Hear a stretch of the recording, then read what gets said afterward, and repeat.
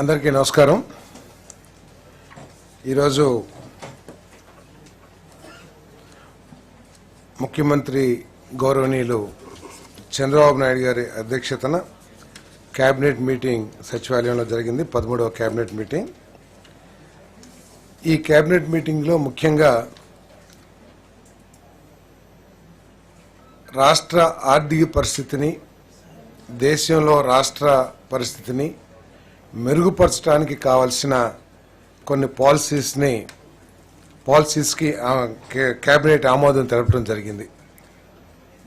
దాంట్లో ముఖ్యంగా information technology and global competitive centres policy 4.0 2429 ఏదైతే ప్రతిపాదన చేశారో ఆ బిల్లుకి ఆ పాలసీకి ఆమోదం తెలపడం జరిగిందని చెప్పేసి మనం చేస్తాను. నేను ఈ గ్లోబల్ కాంపిటేటివ్ సెంటర్స్ అనేది ప్రపంచ వ్యాపార రంగంలో చాలా ప్రధాన పాత్ర వహిస్తున్న విషయాన్ని మీ దృష్టికి తీసుకొస్తా ఉన్నాను. వీటిని ఎక్కువగా ఎంఎన్సీస్ ఫారిన్ కంట్రీస్లో ఎక్కువగా స్థాపిస్తూ ఉన్నారు. రిమోట్ వర్క్, హైబ్రిడ్ వర్క్ మరియు కోవర్కింగ్ స్పేస్ల వంటి అత్యాధునిక సర్వీస్ డెలివరీ మోడల్ని ఏర్పాటు చేయటం ఈ పాలసీ యొక్క లక్ష్యం అని చెప్పేసి మనవి చేస్తా ఉన్నాను. నేను ఈ పాలసీ మూలంగా రాష్ట్ర ఆర్థిక పరిస్థితి, గిగ్ ఎకానమీ పెద్ద ఎత్తున అభివృద్ధి చెందటానికి కావాల్సిన మానవ వనరుల్ని అభివృద్ధి చేయటానికి, స్కిల్డ్ వర్క్ ఫోర్స్ని డెవలప్ చేయటానికి, వాళ్ళకి కావాల్సిన వర్కింగ్ ఫెసిలిటీస్ని ఏర్పాటు చేయటానికి ఈ పాలసీ బాగా ఉపయోగపడుతుందని చెప్పేసి నేను మనవి చేస్తాను. ఈ పాలసీ 2000 స్వర్ణాంధ్ర విజన్ 2047లో భాగంగా ఒకే కుటుంబం, ఒక కుటుంబానికి ఒక పారిశ్రామికవేత్త ఏదైతే ఆలోచన ఉందో గౌరవ ముఖ్యమంత్రి గారి ఆలోచన, ఆ ఆలోచన లక్ష్యాలను సాధించడం కోసం ఈ పాలసీ ఉపయోగపడుతుందని చెప్పేసి కూడా ఈ సందర్భంగా తెలియజేస్తా ఉన్నాను. మరి మౌలిక సదుపాయాలని, ఇన్ఫ్రాస్ట్రక్చర్ డెవలప్మెంట్ చేయడం కోసం గవర్నమెంట్ కోవర్కింగ్ స్పేస్లు మరియు నేబర్ వర్క్ స్పేస్లు పెద్ద ఎత్తున ఎంకరేజ్ చేయాలని చెప్పేసి భావిస్తూ ఉంది. ఎందుకంటే మనందరం కూడా చూస్తూ ఉన్నాం, ఒకప్పుడు ఉద్యోగం అంటే పొద్దున్నే 9ంటికి వెళ్ళో లేకపోతే వాళ్ళ టైం నిర్దేశించబడ్డ సమయానికి వెళ్ళి సాయంత్రం వరకు అదే ఆఫీస్లో కూర్చొని పనిచేసే విధానం ఉండేది. కానీ కరోనా వచ్చిన తర్వాత మనం చూస్తా ఉన్నాం, మన గ్రామాల్లో మనందరం ఆ పిల్లలకి ఉద్యోగాలు పోయినాయా ఏంటి అని అనుకుంటా ఉంటే కాదు, అందరూ కూడా ఉద్యోగం చేస్తున్నారు. పెద్ద పెద్ద ఎంఎన్సీ కంపెనీలో పనిచేస్తూ ఉన్నారు. అయినా కూడా వాళ్ళందరూ కూడా వాళ్ళ గ్రామాల నుంచి, వాళ్ళ ఇంట్లో నుంచి వాళ్ళు పనిచేసి వర్క్ ఫ్రమ్ హోమ్ ఏదైతే ఉందో ఆ వసతిని వినియోగించుకుంటున్న విషయం మనందరం కూడా చూస్తూ ఉన్నాం. దానికోసం అని చెప్పేసి ఈ కోవర్కింగ్ స్పేస్ని, అదేవిధంగా నేబర్ వర్క్ స్పేస్ని డెవలప్ చేయాలని ఈ ప్రభుత్వం ఆలోచన చేస్తుంది. దానికోసం ఎవరైనా డెవలప్ చేస్తే వాళ్ళందరికీ కూడా మరి ఇన్సెంటివ్స్ ఇచ్చే కార్యక్రమం కూడా చేయబోతున్నామని చెప్పేసి మనం చేస్తాను. కోవర్కింగ్ స్పేస్ అంటే కేవలం ఐటీ కంపెనీ పెట్టేసి ఉద్యోగం అయిపోగానే వాళ్ళ ఇంటికి వాళ్ళు వెళ్ళిపోతాం అట్లా కాకుండా ఒకే సెంటర్ని ఏర్పాటు చేసి ఐటీ కంపెనీ, అక్కడే షాపింగ్ కాంప్లెక్స్, అక్కడే ఇంకేదన్నా ఎంటర్టైన్మెంట్ సెంటర్స్ కానివ్వండి, ఆ విధంగా ఒక కాంప్లెక్స్ లాగా తయారు చేయటం కోవర్కింగ్ స్పేస్లో భాగంగా చేస్తాం. అదేవిధంగా నైబర్హుడ్ వర్కింగ్ స్పేస్ ఏదైతే ఉందో ఆ డెవలపర్స్ ఇది మెయిన్గా తిరుపతి, వైజాగ్, విజయవాడ, అమరావతి ఇటువంటి పెద్ద సెంటర్స్లో ఉంటాయి.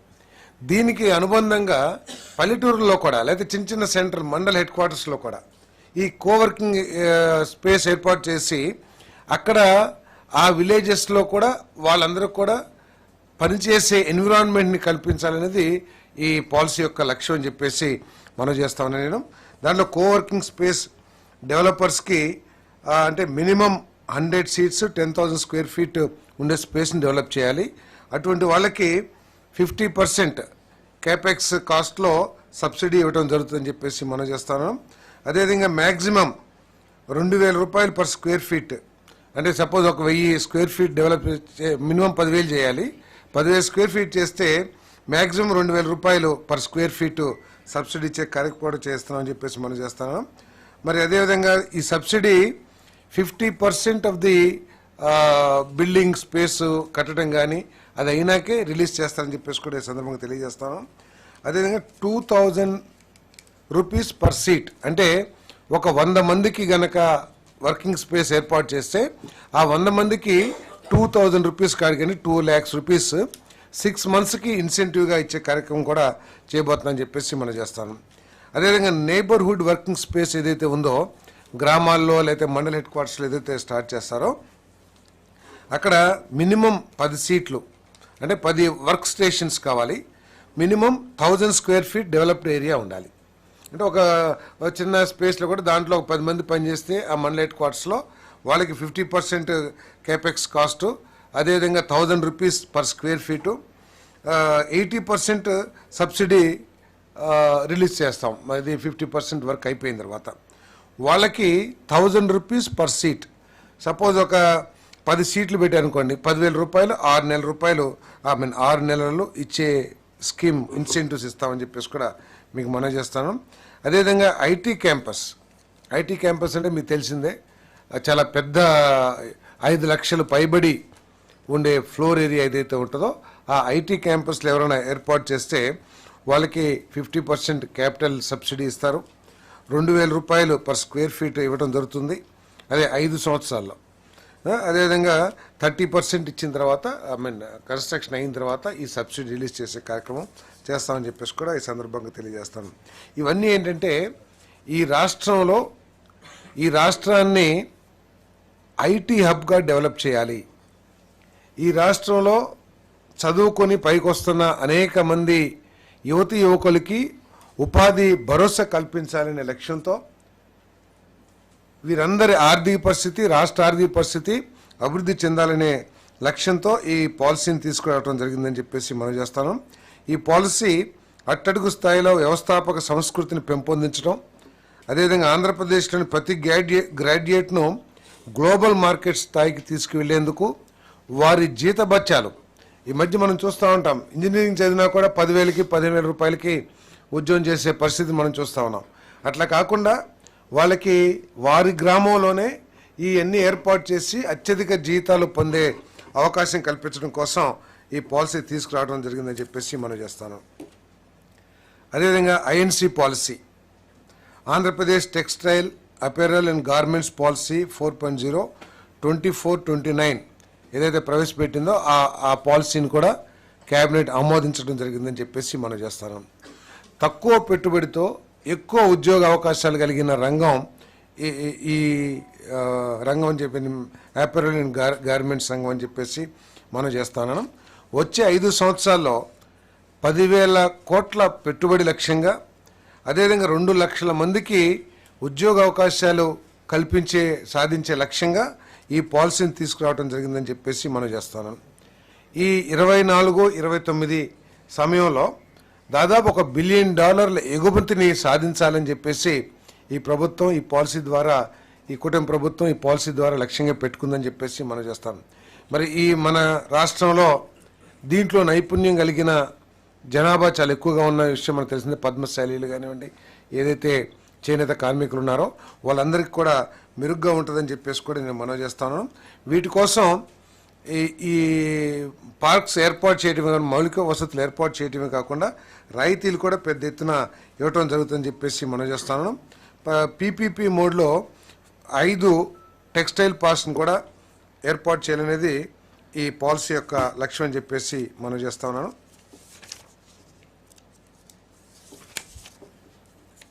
దాంట్లో కూడా ఇన్సెంటివ్స్ ఎవరైనా కొత్తగా పెట్టుబడులు పెట్టే MSME, sub large and large 3 కేటగిరీలుగా ఈ ఇన్వెస్టర్స్ని డివైడ్ చేసి ముగ్గురికి డిఫరెంట్గా ఇన్వెస్ట్మెంట్ సబ్సిడీ ఎంఎస్ఎంఈ అయితే 30%, సబ్ లార్జ్ అయితే 20%, లార్జ్ అయితే 25% ఇన్వెస్ట్మెంట్ సబ్సిడీ ఇవ్వడం జరుగుతుంది.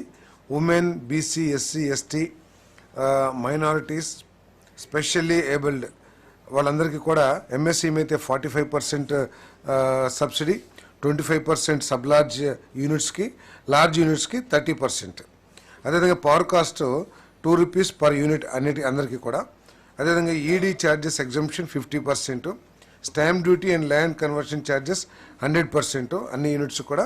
గ్రీన్ టెక్ అడాప్షన్ ఎవరైనా తీసుకొస్తే 25% ఆఫ్ ఎక్విప్మెంట్ కాస్ట్ ఎంఎస్ఎంఈస్కి, 10 to 15% of project cost sub large యూనిట్స్కి, అదేవిధంగా లార్జ్ యూనిట్స్కి 15 to 25% సబ్సిడీ ఇవ్వడం జరుగుతుందని చెప్పేసి మనం చేస్తా ఉన్నాం.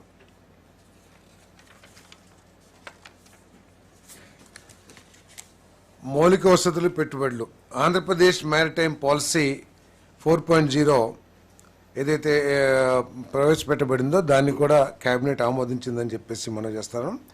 ఈ పాలసీ యొక్క ముఖ్య ఉద్దేశం ఏంటంటే మనకి అనేక రాష్ట్రాలకి లేని వసతి, దాదాపు 975 కిలోమీటర్ల పొడవైన కోస్ట్ లైన్ మనకు ఉండటం మూలంగా దాన్ని ఆధారంగా చేసుకుని పోర్ట్లు కానివ్వండి, పోర్ట్ ఆధారిత ఇండస్ట్రీస్ కానివ్వండి అభివృద్ధి చేయాలనేది ఈ ప్రభుత్వం యొక్క లక్ష్యం అని చెప్పేసి మనం చేస్తా ఉన్నాను. మరి ఈ ఇంత లాంగ్ కోస్ట్ లైన్ ఉన్న ఈ రాష్ట్రాన్ని మరి అంతర్జాతీయ ఇంటర్నేషనల్ స్టాండర్డ్స్తో ఈ మ్యారిటైమ్ హబ్గా తీర్చిదిద్దాలనేది ప్రభుత్వం యొక్క లక్ష్యం అని చెప్పేసి మనం చేస్తా ఉన్నాను. నేను ప్రస్తుతం గుజరాత్ నెంబర్ 1గా ఉంది ఈ పోర్టు బిజినెస్లో, మన ఆంధ్రప్రదేశ్ సెకండ్గా ఉంది. కానీ గ్యాప్ మాత్రం చాలా పెద్దగా ఉంది. అంటే ఈ పోర్ట్స్ హ్యాండిల్ చేసే ఏదైతే గూడ్స్ ఉంటాయో చాలా డిఫరెన్స్ ఉంది. ఫస్ట్ సెకండ్ అనే పేరు ఉంది కానీ చాలా goods. Gujarat 450 million tons per annum చేస్తూ ఉంటే మనం కేవలం 180 మిలియన్ టన్స్ పర్ యానం చేస్తా ఉన్నాం. దీన్ని పెంచడం కోసం, మరి హబ్గా తయారు చేయడం కోసం మరి దీన్ని పోర్ట్స్ని అభివృద్ధి చేయాలనేది లక్ష్యంగా ఈ పాలసీ తీసుకురావడం జరిగిందని చెప్పేసి మనం చేస్తాము. పోర్ట్సే కాకుండా పోర్ట్స్ పక్కన కూడా ఉన్న ప్రాంతాలను అభివృద్ధి చేసి స్టీల్ ఇండస్ట్రీ కానివ్వండి, లేదా పెద్ద పెద్ద ఇండస్ట్రీస్ని తీసుకొచ్చి ఈ పోర్ట్స్కి అనుసంధానం చేసి రాష్ట్రాన్ని పారిశ్రామికంగా అభివృద్ధి చేయాలనేది ఈ ప్రభుత్వం యొక్క లక్ష్యం అని చెప్పేసి కూడా మనం చేస్తాం. నేను మరి ఇన్ని వసతులున్నా కూడా మన రాష్ట్రం షిప్ బిల్డింగ్లో వెనకబడి ఉన్న మాట వాస్తవం. అందుకోసం ఈ షిప్ బిల్డింగ్ ఇండస్ట్రీని కూడా డెవలప్ చేయాలని చెప్పేసి మరి ప్రయత్నం చేస్తామని చెప్పేసి కూడా మనం చేస్తున్నాం. ఈ ఇన్ని పోర్ట్స్ ఉన్నా కూడా మనకి కొన్ని పెద్ద లైనర్స్ అంటే పెద్ద పెద్ద షిప్స్ ఈ ప్రాంతాలకు రావడానికి కూడా రావట్లేదు అనేది కూడా ఈ పాలసీలో తెలియజేశారు. వాళ్ళు బాంబేలో మెగా షిప్ యార్డ్ ఉంది, అక్కడికి వెళ్తున్నారు. సో మన రాష్ట్రంలో కూడా ఒక మెగా షిప్ యార్డ్ని ముఖ్యమంత్రి గారు ప్రత్యేకంగా ప్రధానమంత్రి గారితో చర్చించి, ఇంతకుముందు ఏదో స్టడీ చేశారు పోయిన ప్రభుత్వంలో, రిజెక్ట్ చేసినా కూడా ఆ ప్రభుత్వం ఏం పట్టించుకున్నట్టు కనపడలేదు. కానీ ముఖ్యమంత్రి గారు ఎట్టి పరిస్థితుల్లో మాకు ఒక మెగా షిప్ యార్డ్ కావాలి అని ప్రయత్నం చేస్తూ ఉన్నారు. దాన్ని కూడా సాధిస్తామని చెప్పేసి మరి మేము ఆశాభావంతో ఉన్నామని చెప్పేసి కూడా మనం చేస్తా ఉన్నాను. మరి ఈ ఆంధ్రప్రదేశ్ని షిప్ బిల్డింగ్ ఇండస్ట్రీలో నెంబర్ 1గా తీసుకురావాలని చెప్పేసి ప్రయత్నం చేస్తామని చెప్పేసి మనం చేస్తా ఉన్నాం. పంచాయతీరాజ్ అండ్ గ్రామీణాభివృద్ధి శాఖ కొన్ని త్రాగునీటి ప్రాజెక్టులకి 3 త్రాగునీటి ప్రాజెక్టులకి చాలా కాలం ప్రాజెక్టు డిలే అవటం మూలంగా గత ప్రభుత్వంలో తీసుకున్న నిర్ణయాలు కానివ్వండి, లేకపోతే అలసత్వం కానివ్వండి, లేకపోతే బాధ్యతారహితం కానివ్వండి, ఈ ప్రాజెక్టులు డిలే అయిపోయి ప్రాజెక్టులు ముందు సాగించలేని పరిస్థితి కనపడటం మూలంగా GO 62 ద్వారా ఈ ఏదైతే ప్రైజ్ అడ్జస్ట్మెంట్ ఉంటుందో ఈ ప్రాజెక్టులకి ఇచ్చే కార్యక్రమం చేయబోతున్నాం. ఇక్కడ ప్రత్యేకంగా ఈ ప్రాజెక్టులు ఏంటంటే శ్రీకాకుళం జిల్లాలో ఉద్దానం ప్రాంతానికి త్రాగునీటి వసతి, అదేవిధంగా వైఎస్ఆర్ జిల్లాలో పులివెందుల నియోజకవర్గానికి మరియు కర్నూలు జిల్లాలో డోన్ నియోజకవర్గానికి, అంటే ఒకటేమో మాజీ ముఖ్యమంత్రి గారిది, ఒకటేమో మాజీ ఫైనాన్స్ మినిస్టర్ గారిది కాన్స్టిట్యున్సీలో దాదాపు 10.5 లక్షల మందికి త్రాగునీటి సమస్య తీర్చడం కోసం ఈ ప్రాజెక్టులు ఉన్నాయి. కాబట్టి గతంలో మనందరం కూడా చూసాం గత ప్రభుత్వం ఏ విధంగా పనిచేసింది, గత ప్రభుత్వ నాయకత్వం యొక్క ఆలోచన ధోరణి ఏమిటి అనేది ఈ రాష్ట్ర ప్రజలందరూ కూడా తెలుసు. అనేక ప్రాజెక్టుల్ని ఆంధ్రప్రదేశ్ తలరాత మార్చగలిగే ప్రాజెక్టులు, అనేక ప్రాజెక్టుల్ని కేవలం రాజకీయ దురుద్దేశంతో, ఒక క్రూరమైన ఆలోచనతో, కేవలం చంద్రబాబు నాయుడు గారికి, తెలుగుదేశం పార్టీకి ఎక్కడ పేరు వస్తుందో అనే ఉద్దేశంతో ఆ ప్రాజెక్టుల్ని నాశనం చేసిన పరిస్థితులు మనందరం కూడా చూసాం. హౌసింగ్ది కానివ్వండి, లేకపోతే చింతలపూడి లాంటి ప్రాజెక్ట్ కానివ్వండి, లేదు పోలవరం లాంటి ప్రాజెక్ట్ కానివ్వండి, అనేక ప్రాజెక్టుల్ని కేవలం చంద్రబాబు నాయుడు గారికి, టిడ్కో ప్రాజెక్ట్ కానివ్వండి, మళ్ళీ గౌరవ మంత్రి గారు చెప్తారు దాని గురించి, టిడ్కో ప్రాజెక్టులు కానివ్వండి, వీటన్నిటినీ కేవలం వేరే ఉద్దేశం ఏమీ లేదు, వేరే ఉద్దేశం సాంకేతికత కానీ లేదా ఇంకేది ఎక్కడ లేదు. పోనీ అన్నిటికీ మించి మనం కూర్చున్న అమరావతి కానివ్వండి, కేవలం చంద్రబాబు నాయుడు గారికి, తెలుగుదేశం పార్టీకి పేరు వస్తుందనే లక్ష్యంతో, ఆలోచనతో, దురుద్దేశపూరితమైన ఆలోచనతో వీటన్నిటిని కూడా నాశనం చేసిన విషయాలు మనం చూసాం. కానీ ఈ ప్రభుత్వం అటువంటి ప్రభుత్వం కాదు. ప్రజాస్వామ్యయుతంగా ఆలోచించే ప్రభుత్వం. నాయకులు కూడా ఏ విధంగా ఉంటారో ఒకసారి ప్రజలందరూ కూడా ఆలోచన చేయాల్సిన అవసరం ఉంది. గతంలో మీరు కూడా చూసి ఉంటారు, ఏ రాజకీయ శాసనసభ్యుల మీటింగ్ కానీ, రాజకీయ మీటింగ్ కానీ జరిగితే గతంలో నా ఫోటో పెట్టుకుని గెలిచారు, నా ముఖం చూసి మీకు ఓటేశారు, నా మూలంగా గెలిచారు, మీరేంటి అనే ఆలోచన దూరంతో మాట్లాడే, అదేవిధంగా తల్లిని కూడా తీసేసే అధ్యక్షురాలుగా నేనే జీవితాంతం లైఫ్ టైం అధ్యక్షుడిగా ఉండాలని ఆలోచించే ఆ ఆలోచన ధోరణి నుంచి మీరు గెలవటానికి కారణం ఏమిటి అని ఒక నేషనల్ మీడియా అడిగితే,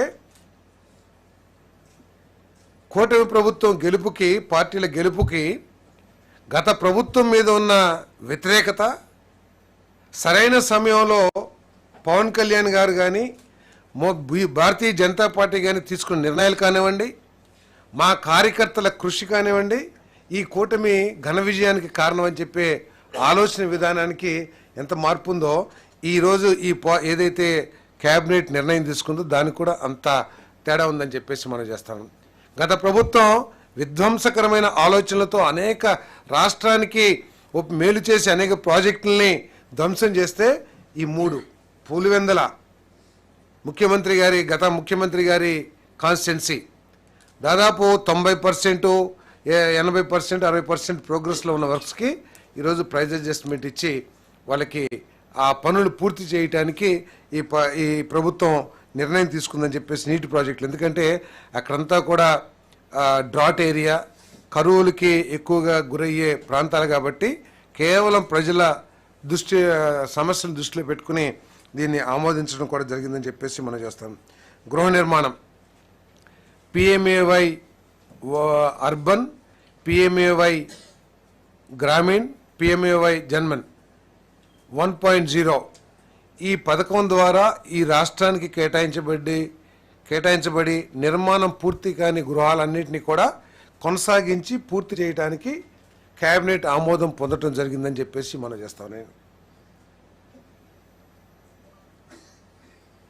ఈ డిసెంబర్ 2024కి ఈ స్కీమ్ పూర్తి అయ్యే నిబంధనలు ఉన్నా కూడా ప్రత్యేకంగా ముఖ్యమంత్రి గారు కోరిక మేరకు ఈ ఇళ్లను నిర్మించడానికి 26 మార్చి వరకు కూడా కేంద్ర ప్రభుత్వం ప్రత్యేక దృష్టితో అవకాశం కల్పించిందని చెప్పేసి కూడా ఈ సందర్భంగా తెలియజేస్తా ఉన్నా. నేను ఇంకా 6.41 లక్షలు ఇల్లు పూర్తి చేయాల్సిన అవసరం ఉంది.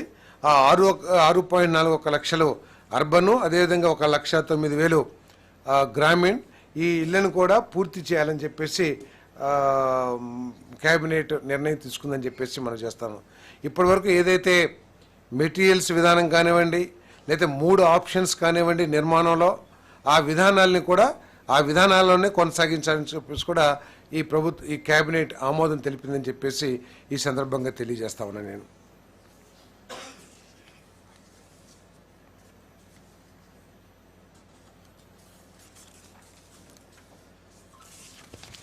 ఇంతకుముందే టూరిజం పాలసీ, అదేవిధంగా వైద్యం, కుటుంబ హోమియోపతిక్ మెడికల్ ప్రాక్టీషనర్స్ పాలసీలో ఇంతకుముందే మంత్రిమండలి ఆమోదించినా కూడా దాంట్లో కొన్ని పెట్టుబడులు రాబట్టడానికి కోసం కొన్ని అమెండ్మెంట్స్ చేశారు. వాటిని ఈరోజు ఈ టూరిజం పాలసీలో కలపడం జరిగిందని చెప్పేసి మనం చేస్తాను.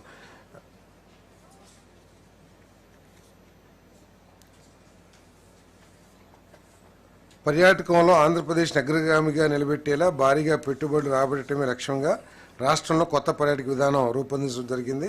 కేంద్ర ప్రభుత్వ పథకాల అమలుకు తోడు ప్రభుత్వ ప్రైవేట్ భాగస్వామ్యంతో పెట్టుబడులను ప్రోత్సహించబోతా ఉన్నాం.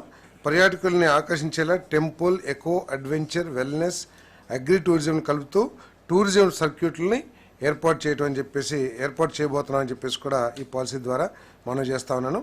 మరి పర్యాటక రంగానికి పారిశ్రామిక హోదా ఇవ్వటం ద్వారా కొత్త ఉద్యోగాల కల్పనకు వీలవుతుందని చెప్పేసి కూడా మనం చేస్తాను. అదేవిధంగా ఆంధ్రప్రదేశ్ ఆయుర్వేద మరియు homoeopathic medical practitioners registration act 1956 బోర్డుల నామకరణాన్ని మార్చడంతో పాటు national commission for Indian system of medicine act 2020 అనుగుణంగా బోర్డుని పునర్నిర్మించడానికి చేసిన ప్రతిపాదనల్ని రాష్ట్ర మంత్రి మండలి ఆమోదించిందని చెప్పేసి మనం చేస్తాను.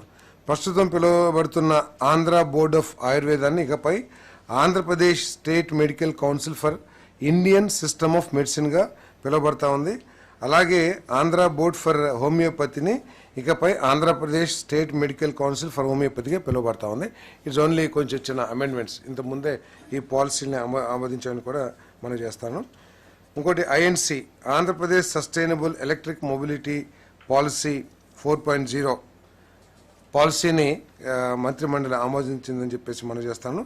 రాజధాని అమరావతిని ఎలక్ట్రికల్ మొబిలిటీ నగరంగా తీర్చిదిద్దే లక్ష్యంతో ఆంధ్రప్రదేశ్ను సస్టైనబుల్ ఎలక్ట్రిక్ మొబిలిటీ పాలసీకి ఆమోదం తెలపడం జరిగింది.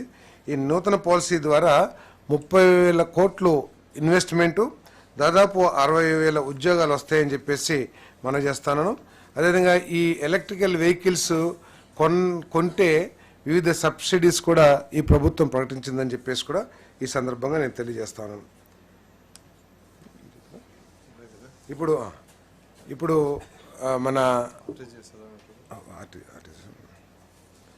మనకి ఆర్టీజీఎస్ మనందరికీ తెలిసిందే. చంద్రబాబు నాయుడు గారు గతంలో ఈ ఆర్టీజీఎస్ తీసుకొచ్చి రాష్ట్ర పరిపాలనలో ఒక గొప్ప రిఫార్మ్స్ తీసుకొచ్చిన విషయం మనకు తెలిసిందే.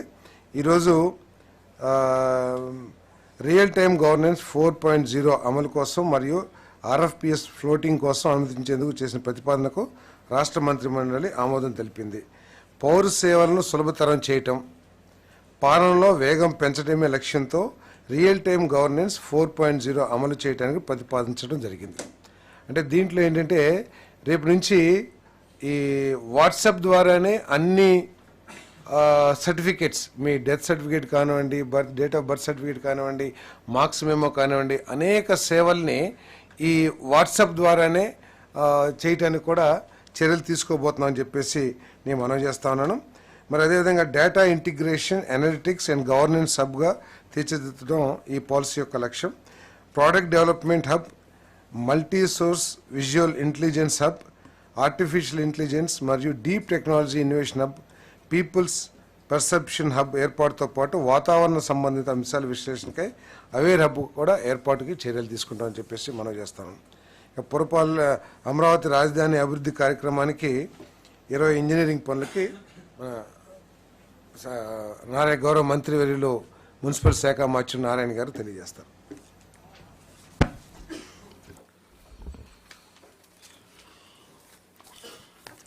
అమరావతి రాజధాని ఏదైతే ఉందో 2014-19లో అనేక వర్క్స్ని టేకప్ చేసి కొంత మేరకు తీసుకురావడం జరిగింది.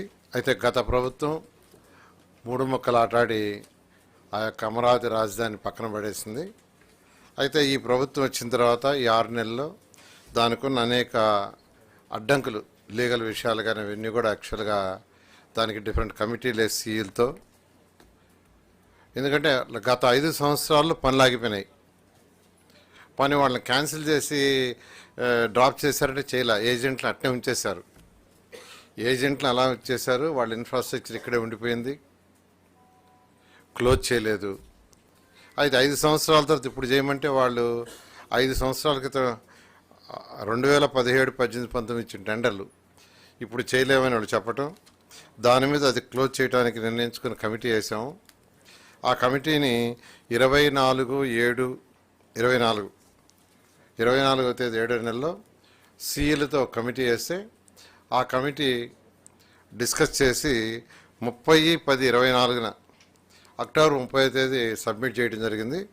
దాన్ని 27/11 యాక్చువల్గా అది క్యాబినెట్ అప్రూవ్ చేసింది. చేసిన తర్వాత దాని ప్రకారం వాళ్ళందరితో యాక్చువల్గా అధికారులు డిస్కస్ చేసి వాళ్ళ యొక్క అగ్రిమెంట్లన్నీ యాక్చువల్గా క్లోజ్ చేయడం జరిగింది. ఎవరైతే అమరావతి రాజధానిలో రోడ్లు కావచ్చు, రోడ్లలో ట్రంక్ రోడ్స్, మెయిన్ రోడ్స్, అదేవిధంగా లేఅవుట్ రోడ్స్, అదేవిధంగా 3600 బిల్డింగ్స్, ఇవన్నీ కూడా యాక్చువల్గా క్లోజ్ చేయడం జరిగింది. అయితే ఇప్పుడు మళ్ళీ వాటికి టెండర్ పిలవటానికి అధికారులు 18 వర్షని 11,471 కోట్లతో 11,470 కోట్లతో యాక్చువల్గా ఎస్టిమేషన్ వేశారు. నేను అథారిటీకి పెట్టారు, అథారిటీ అప్రూవ్ చేసింది. ఇవాళ క్యాబినెట్కి పెడితే క్యాబినెట్ అప్రూవ్ చేయడం జరిగింది. అయితే ఇందులో యాక్చువల్గా అప్పుడు రేట్లకి ఇప్పుడు రేట్లకి తీసుకుంటే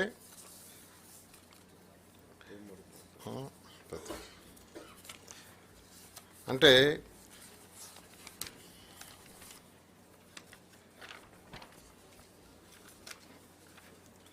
రేట్ల పరంగా ఈరోజు అంటే డ్యామేజ్ జరిగింది. వాళ్ళు చేసిన రోడ్లు అట్నే వదిలేశారు. ఇదంతా ఒక అడవిలాగా తయారైపోయింది. కొందరు రోడ్లు తవ్వుకొని మెటల్ కూడా తీసుకుపోయారు. కొందరు అపార్ట్మెంట్ కట్టి దాంట్లో కొన్ని డోర్స్ అవి కూడా తీసుకుపోయారు. ఇవన్నీ ఏసీలు తీసుకుపోయారు. ఇవన్నీ ఎస్టిమేషన్ వేస్తే 268.78 కోట్లు డ్యామేజ్ జరిగింది. 286,78,00,000. 286,78,00,000. ఇందులో ఎక్కువగా ఈ ట్రంక్ రోడ్స్ అండ్ యుటిలిటీస్ ఏదైతే రోడ్లు వేసారో మేజర్ రోడ్స్ వాటిల్లోనే 151 కోట్లు డ్యామేజ్ జరిగింది. ఈ విధంగా యాక్చువల్గా వీటిలన్నింటినీ ఎస్టిమేట్ చేయడం జరిగింది. తర్వాత జిఎస్టీ అప్పుడు యాక్చువల్గా టెండర్లు పిలిచినప్పుడు వ్యాట్ ఉండింది. అది తర్వాత జిఎస్టీగా రావటం జరిగింది. ఆ డిఫరెన్స్ 452.35 అంటే 452,35,00,000 జిఎస్టీ పెరిగింది. ఇప్పుడు టెండర్లు పిలవటం వల్ల 452,30,00,000 అంటే 6.12%. అదేవిధంగా అడిషనల్ ఐటమ్స్ పెట్టారు. అంటే బిల్డింగ్లో వాటిలో అటకలన్నీ అవన్నీ యాక్చువల్గా ప్రపోజ్ చేశారు. అది 481.38 కోట్లు. 481,38,00,000. అది 6.51%. 6.51. ఇప్పుడు ఏదైతే రేట్లు యాక్చువల్గా అప్పటికిప్పటికి రేట్లలో తేడా ఉంది. ఎస్ఆర్ రేట్లు తీసుకుంటే అప్పటికిప్పటికి ఉన్న తేడా అంటే ఎవ్రీ ఇయర్ యాక్చువల్గా సీఈల కమిటీలు డిసైడ్ చేస్తుంటారు ఇరిగేషన్ డిపార్ట్మెంట్ నుంచి. వాళ్ళు చేసిన ప్రకారం ఈరోజు అంటే 7,391 కోట్ల 7,391,65,00,000 వర్క్ మిగిలింటే అంటే అప్పుడు 2014-19లో పిలిచిన టెండర్లలో ఇంతవరకు మిగిలింది 7,391,65,00,000. దానికి ఇప్పుడు టెండర్లు పిలిస్తే అడిషనల్గా 2,507,42,00,000 రేట్లు పెరిగినందువల్ల పెరిగింది. రేట్లు అది 33.92%. ఎస్ఆర్ రేట్లు అంటారు. అవి ఇరిగేషన్ డిపార్ట్మెంట్ టోటల్ కమిటీ నిర్ణయిస్తుంది. అంటే కంకరకు కానీ స్టీల్కి కానీ సిమెంట్కి కానీ ఎవ్రీ ఇయర్. దాని ప్రకారం ఇప్పుడు వేస్తే 2,507,42,00,000 అంటే 33.92%. అదే ఇప్పుడు కానీ కంప్లీట్ చేస్తుంటే ఇది సేవ్ అయ్యిండేది, ఆ డ్యామేజ్ అయ్యిండేది కాదు. గత ప్రభుత్వం చేసిన నిర్వాహకం వల్ల ఈరోజు ఇది 18 వర్క్స్కే ఇంకా మిగతా వర్క్స్ ఉన్నాయి. ఇప్పుడు ట్రంక్ రోడ్స్ యుటిలిటీస్ అంటే 360 కిలోమీటర్ల ట్రంక్ రోడ్స్ ఉన్నాయి. వాటిలో కొన్ని ప్యాకేజీలు తీసుకుంటే 1,629 కోట్ల వరకు మిగిలిపోతే ఇప్పుడు ఎస్టిమేషన్ వేస్తే 460 కోట్లు పెరిగింది. ఏది రేట్లు పెరిగినాయి. దేనివల్ల? బెటల వల్ల కావచ్చు, ఎర్త్ వర్క్ వల్ల కావచ్చు, సిమెంట్ వల్ల కావచ్చు, కంకర వల్ల కావచ్చు, ఇలా బెటమిన్ వల్ల కావచ్చు. ఒక బెటమినే తీసుకుంటే యాక్చువల్గా పర్ టన్ 83.33% ఉంది. అప్పటికిప్పటికి 83.33%. ఈ విధంగా ఎస్టిమేషన్ వేశారు. అయితే ఇవన్నీ నష్టాలన్నీ జరగడానికి కూడా గత ప్రభుత్వం చేసిన ఆ విధ్వంసం ఏదో ఒక విధంగా ఈ రాష్ట్రంలో అమరావతి రాజధాని రాకూడదు అనే ఉద్దేశం చేశారు. ఈరోజు అమరావతి రాజధానిలో 360 కిలోమీటర్ల ట్రంక్ రోడ్స్, మొత్తం ట్రంక్ రోడ్స్ అంటే మెయిన్ రోడ్స్ యాక్చువల్గా. అదేవిధంగా 1200 కిలోమీటర్ లేఅవుట్స్ రోడ్స్ ఉన్నాయి. అదేవిధంగా 3600 అపార్ట్మెంట్లు, హౌసెస్ 3600 మొత్తం యాక్చువల్గా. అంటే 3600 మంది అధికారులు ఉండటానికి యాక్చువల్గా కట్టడం జరిగింది. అందులో మేజర్ వర్క్ అయిపోయింది, ఇంకా మైనర్ వర్క్ ఉంది. అదేవిధంగా 5 టవర్స్, అడ్మినిస్ట్రేటివ్ టవర్స్ 5 టవర్స్. అదేవిధంగా అసెంబ్లీ బిల్డింగు, తర్వాత హైకోర్టు బిల్డింగు, ఇవన్నీ కూడా యాక్చువల్గా పూర్తి చేయాల్సింది. ఏదేమైనప్పటికీ ఈ యొక్క లీగల్ ఇష్యూస్ అన్నీ, టెక్నికల్ ఇష్యూస్ అన్నీ ఓవర్కమ్ అయ్యాం కాబట్టి ఈ మంత్ ఎండింగ్ లోపల మ్యాక్సిమం టెండర్స్ అన్ని పిలిచి నెక్స్ట్ మంత్ నుంచి వర్క్ టేకప్ చేయబోతుంది జరుగుతుంది. రాబోయే 3 సంవత్సరాల్లో ఇవన్నీ కంప్లీట్ చేసి ప్రపంచంలో టాప్ 5 రాజధానిలో ఒక రాజధానిగా ఏదైతే ముఖ్యమంత్రి గారు మన టార్గెట్ ఇచ్చారో ఆ టార్గెట్ ప్రకారం చేయడం జరుగుతుంది. టోటల్ అప్పుడు యాక్చువల్గా మనం 41,000 కోట్లకి యాక్చువల్గా చేసాము. ఇప్పుడు మరొక 30% దానికి ఎక్స్ట్రా అవుతుంది. దాని మీద వర్కౌట్ చేస్తున్నారు లాయర్ గారు. అట్లా ఏం లేదు యాక్చువల్గా లేదు.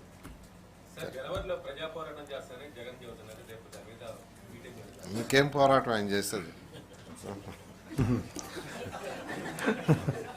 అదే కదా. ఇంకొక చిన్న విషయం, మన ఆంధ్రప్రదేశ్ రాష్ట్ర అవతరణ కోసం ప్రాణత్యాగం చేసిన పొట్టి శ్రీరాములు గారి వర్ధంతిని డిసెంబర్ 15వ తారీఖున ఘనంగా నిర్వహించాలని చెప్పేసి ఈ ప్రభుత్వం నిర్ణయం తీసుకుంది.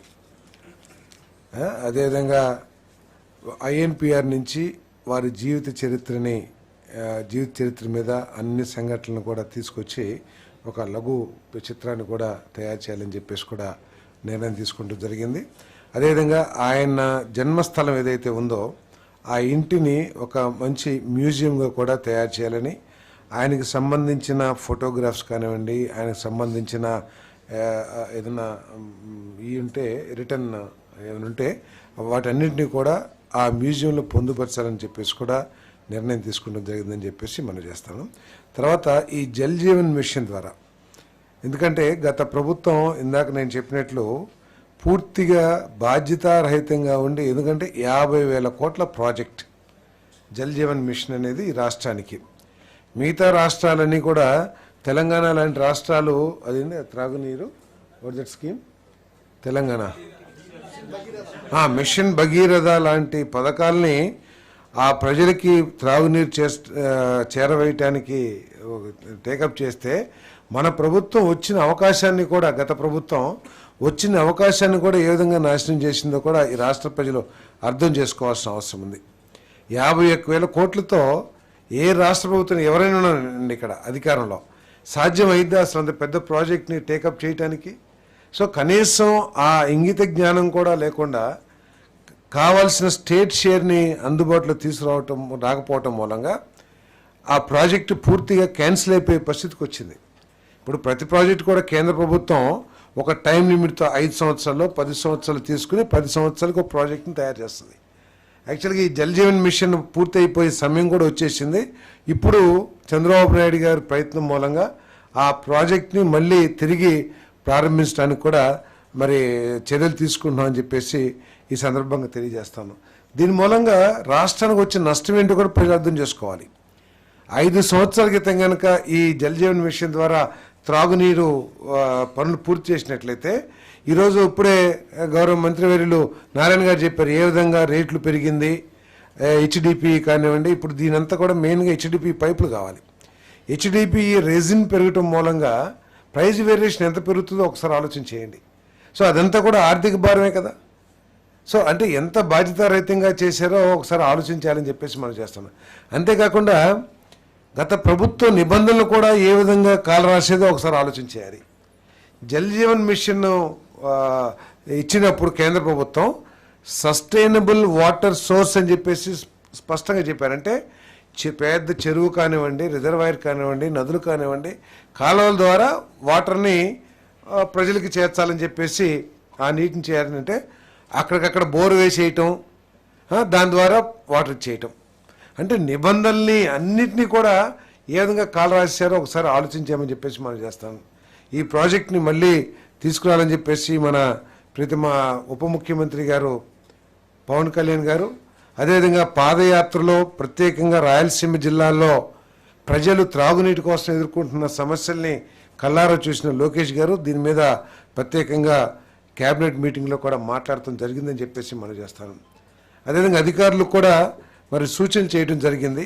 డిపిఆర్లు కానివ్వండి, లేకపోతే కేంద్ర ప్రభుత్వం నుంచి మనం సాధించాల్సిన నిధుల కోసం కానివ్వండి, సరైన సమయంలో అలసత్వం లేకోకుండా ప్రాజెక్ట్ రిపోర్ట్స్ అన్నింటిని కూడా తయారు చేసి సరైన సమయంలో కేంద్ర ప్రభుత్వానికి కూడా మరి అందించమని చెప్పేసి కూడా మరి సూచన చేయడం జరిగిందని చెప్పేసి మనం చేస్తాను. ఈ జల్ జీవన్ మిషన్ని తప్పకుండా దాని ద్వారా ఏదైతే మేము సూపర్ 6లో చెప్పామో ప్రతి ఇంటికి మంచినీటి సరఫరా చేస్తామని, దాంట్లో భాగంగా ఈ జల్ జీవన్ మిషన్ కూడా పూర్తిగా చేస్తాం.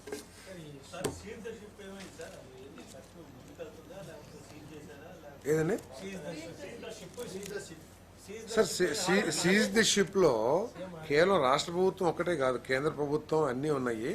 తప్పుకోకుండా కేంద్ర ప్రభుత్వం సంప్రదించి వాటి మీద చర్యలు తీసుకుంటారు. ఇక్కడ ఆలోచించాల్సింది ఏంటంటే ఏ విధంగా ఒక పోర్టులు ఎందుకు నిర్మాణం చేస్తాం?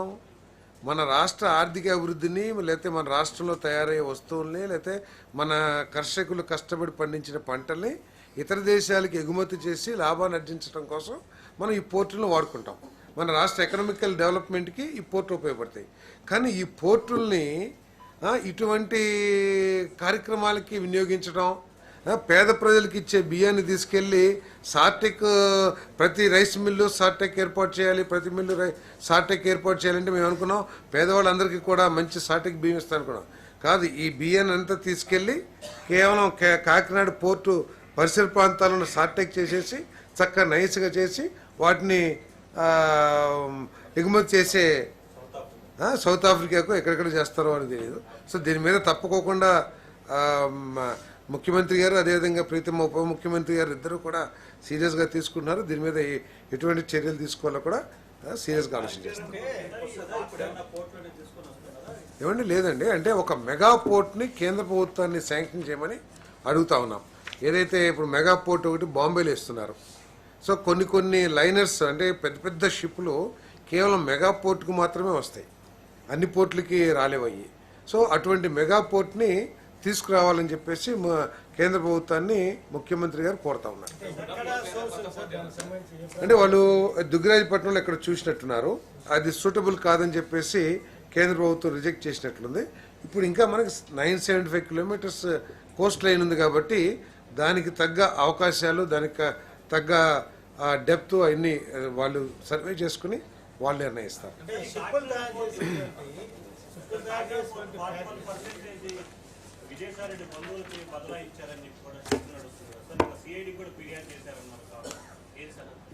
అంటే అదైతే క్యాబినెట్లో చర్చకి వచ్చినట్టు లేదు, కానీ బయట చెప్పుకునేది ఏంటంటే బలవంతంగా బెదిరించి కొన్ని వేల కోట్ల రూపాయలు విలువ చేసే పార్ట్నర్షిప్ని కేవలం 300-400 కోట్లకి తీసుకుంటమే కాకుండా ఆ 300-400 కోట్లకి మా పోర్ట్లో వచ్చే లాభాలు డివిడెండ్స్ని తీసుకున్నారంట.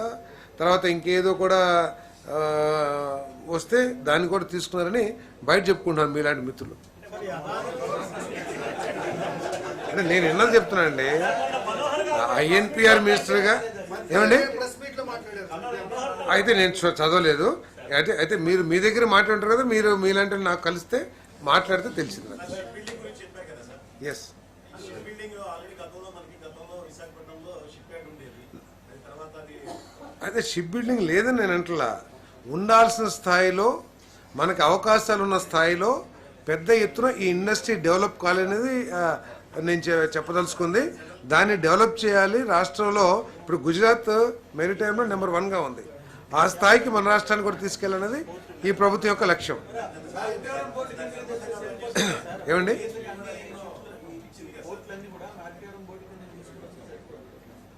మీరు చెప్పారు కదా, తప్పకుండా నేను కూడా ముఖ్యమంత్రి గారు కూడా చెప్పారు, మీరు ప్రజల్లో తిరిగి వాళ్ళు చెప్పే అభిప్రాయాలను మీరు గవర్నమెంట్కి